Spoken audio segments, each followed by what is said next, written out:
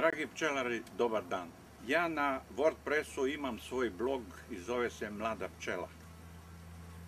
Ljudi me pitaju sa koliko košnica bi trebao da krenem da pčelarim. Uglavnom mladi ljudi, jer i ova emisija namenjena mladim ljudima.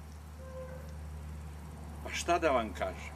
Ja sam krenuo pre 15 godina sa 5 ili 6 komada, pa sam dostigao vrhunac, ali nisam se nešto posebno ni trudio, mene nije interesovao biznis i dostigao sam brojku od 20 društava.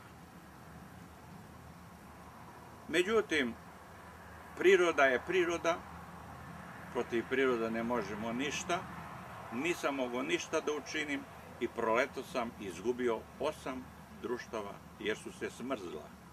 Pa eto, ja vam predlažem da počnete od 5 komada, mada jedan moj prijatelj isto kao početnik, međutim on je rešio da krene sa 50 komada i kada sam ga pitao pre jedno mesec dana kako pčele, kaže super.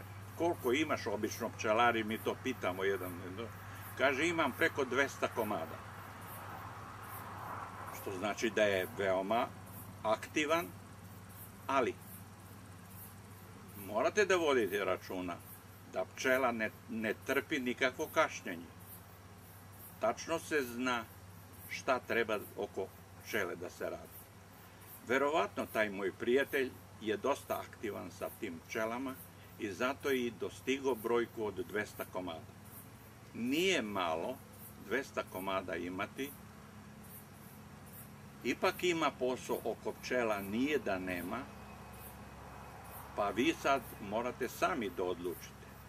Ali vodite računa gde ćete taj pčelinjak da ga postavite, a o tome ćemo verovatno u jednom od narednih priloga da imamo gde postaviti pčelinjak. Do tada budite pozdravi i ništa ne brinite, bit će sve ok.